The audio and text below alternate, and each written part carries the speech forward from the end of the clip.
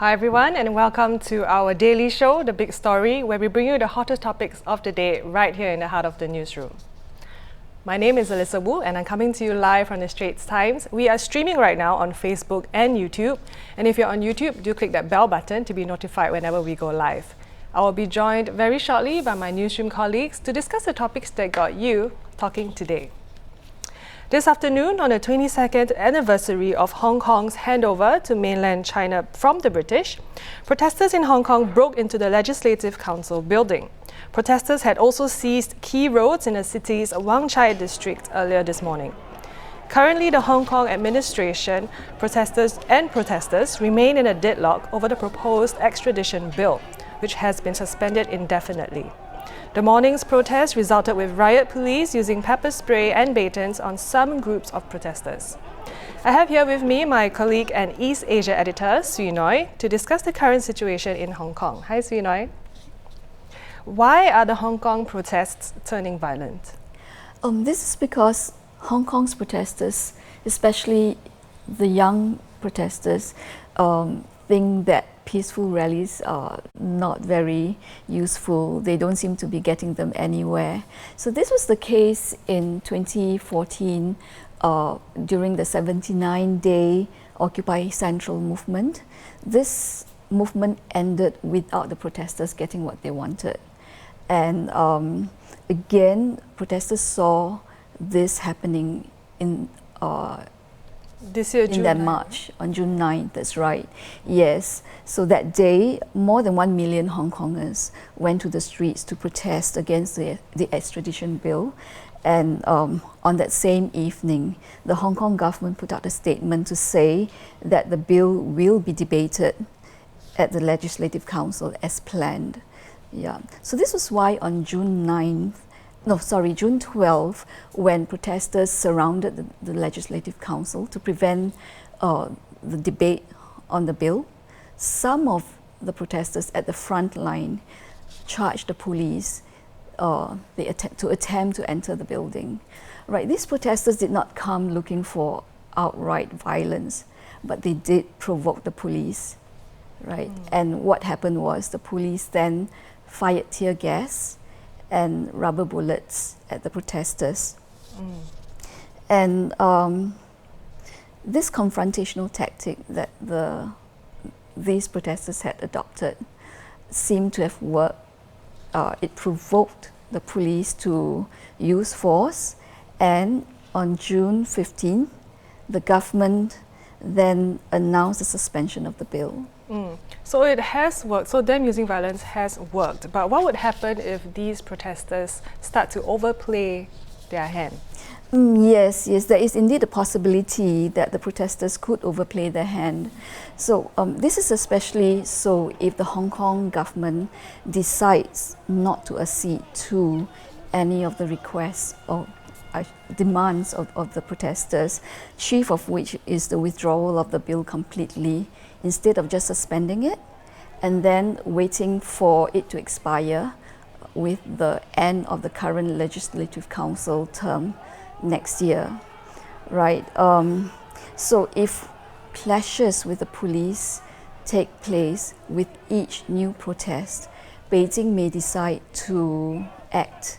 They may decide to send in reinforcements to beef up the Hong Kong police's capacity. And this is actually a possibility because Bernard Chan, the top advisor to the Chief Executive Carrie Lam, last month did hint at this. He said that Hong Kong people would not want to see outside forces coming in to maintain law and order in Hong Kong. Well, thank you, Sui Noi. For viewers to keep updated on the Hong Kong protests, do continue to visit straitstimes.com and watch The Big Story. For our next segment, last week, Singapore Airlines and Malaysia Airlines signed an agreement to step up cooperative ties. This will build on the two airlines' existing code share agreement, which covers flights between Singapore and Malaysia and will allow both airlines to sell seats on each other's flights. A formal agreement will be finalized in the coming months. I have here with me Karam, Senior Aviation Correspondent. Hi, Karam. Hi, Alisa. Can you tell us more about this new agreement and how did it come about in the first place? Okay, sure. I think maybe it's good to take a step back. So this is not the first time SIA and Mars, have come together. In fact, in 1966, Malaysia-Singapore Airlines was formed, jointly owned by the two countries. But in 1972, both countries decided that they wanted their own national carriers. So that was when they split. And I think people may remember that for many, many years, SIA and Mars were doing shuttle services between Singapore and KL. That ended a couple of years back, at least 10 years ago, I think. And so since then, they do have codeshare agreements, which means that if you have like an SIA ticket, you could be flying on a Mars flight. But this only is for very specific destinations. So from Singapore to KL, up to Penang, to Kuching and Kota Kinabalu. So this recent, MOU that we're talking about, the whole idea is to, use that as a platform, and then to look at how else these two carriers can, work closely together on codeshare as one, which means that it could include many more destinations. But beyond that, they're also talking about the possibility of frequent flyer, benefits on both sides. So like, the exchange of miles, for example.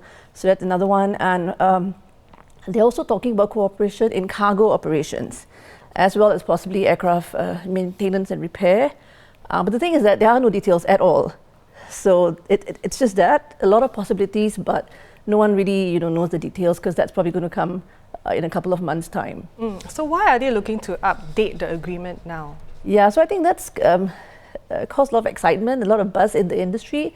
Anything that SIA and Mars, and really for that matter, anything that happens between Singapore and Malaysia tends to just get everyone excited. So if you just look at it as two carriers cooperating, it's really not anything new or unheard of in the aviation business. I mean, airlines collaborate, come together very often.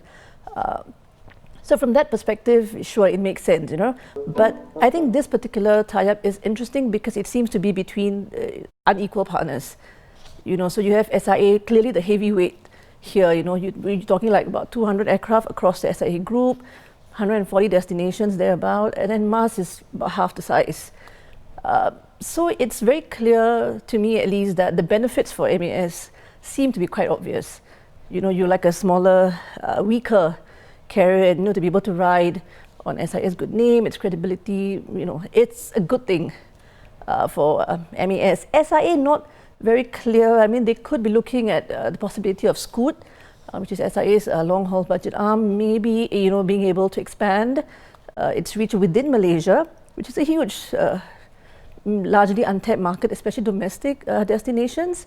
So Scoot could use this as a way to get into the Malaysian domestic market. And also there's this thing called Asia, right, which is growing very quickly, causing some grief to MAS and to SIA. So together, SIA and Mars may be in a far better position to be able to, put up stronger resistance to AirAsia. There is talk that SQ might have a bigger stake or a stake in MAS with this agreement. Yeah, well, if you ask me, I think that's really far-fetched. I really don't see why SIA would want to do this. I mean, all airlines are in a difficult position. The operating landscape is very challenging, but Malaysian MAS in particular has really seen a lot of problems. In 2014, I believe the Malaysian Sovereign Fund Khazanah injected a 6 billion Malaysian ringgit fund to help this troubled airline.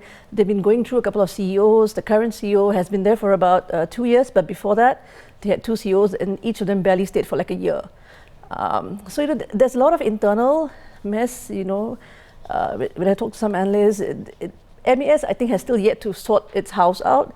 So I don't think it's a good idea for SIA to want to move in there and kind of inherit this mess. So I don't see that happening. But cooperation, yes, I mean there's a lot that they can do. But I think in this particular case, it's also very important to understand that before anything can happen, the two governments have to give their blessings, and there again, right? I mean, Singapore, Malaysia, all these tensions currently with the airspace and, sea dispute and all, we don't know, whether or not it's actually going to happen. It should, I think, because, it would benefit consumers on both sides for sure. I mean, better choices, better options, it's never a bad thing. So hopefully none of that, will get in the way. And, if the two carriers can cooperate, one may benefit more than the other, but, if it's good for both sides, I say why not. Well, thank you so much, Karam. And as Karam said, there are more details to be released about this tie-up. So if you'd like to be updated on this, do log on to straitstimes.com and also follow our Facebook page and keep watching the big story. Now on to our last segment. Some teenagers are making a tidy sum of money by selling tubs of nacho cheese dip and chocolate, but you can't actually eat them. And it's actually slime and mostly made of glue and colouring. Here's a quick look at how they make their goods. So first you need to pour in some white PVA glue and then some clear glue along with some food colouring. A drop will do. Some scent if you want it to smell good, and then you can stir it. So once you're done, you can add some lotion and then stir it again. Now you can activate your slime with contact lens solution. It should be clumping up like that. Then you can add some facial wash. And then you can stir. So once it clumps up like a ball, you can use your hands and then you can start playing with it. So these teenagers make up to $7,000 in profits a month just by selling these tubs of slime. Now I have here with me my colleague Michelle Ng, who worked on the story and video which came out yesterday on the Sunday Times, and she's here to discuss the appeal of this slime. So Michelle, slime isn't new, right? Yes. So, but can you tell us the appeal of the slime and why it's still so popular? Can you give us like a 101 on slime? Sure. So like for example, this is a slime. So like the appeal of slime lies mainly in its texture and its scent. So it usually has like a gooey texture that's like really nice. Hey, can you take it up for me? that's like really like nice. the whole thing. Oh. Or is it? I think that one's really sticky. Yeah, you really have another sticky. one, right? Yeah. And this one smells like a cucumber mask. So I've smelled yeah, it. like a cucumber. We were smelling it earlier. Yeah, like a cucumber lemon scent. Yeah. Yeah. Very So nice. so it has like a very gooey texture, and it's often scented like very food inspired scent.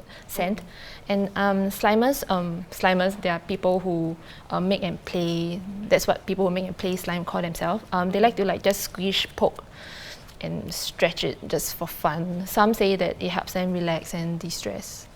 Well, so there you go. It's a very straightforward example. You just play with it and you have fun. So Michelle, how big is the slime community in Singapore? Because in your story, these teenagers are saying that their tubs sell out in a matter of days.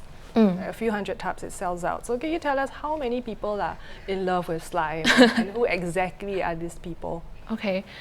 So usually people who are people who usually like to play with slime, they're generally like younger children or school-age teens. So typically how they buy them is they either buy direct from these slimers on Instagram, or they buy from slime bazaars, or they buy it from consignment locker shops. So these consignment locker shops they're just like a regular shops where they rent out like little lockers, to these slime brands where they just stock all these little tubs of slime, and I guess kids just buy them after school. And why do you think they're so into it? So we were talking about what is the appeal of slime, but I think we got a bit distracted by taking the slime out. Yeah. So maybe you could tell us, what is it about the slime that makes people so attracted to them?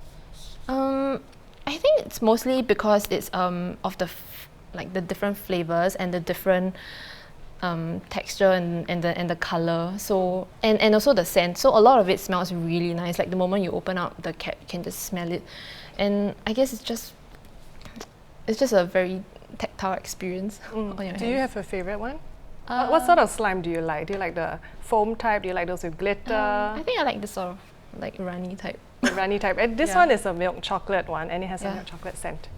Yeah, it's a Milo. It's a Milo one. Yeah. Right. Well, thank you so much, Michelle. If you want to watch more of the video, do log on to straitstimes.com. And those were our top stories for the day. For more news and videos, do log on to straitstimes.com. Once again, I'm Melissa. Join us for more big stories tomorrow, same time, same place.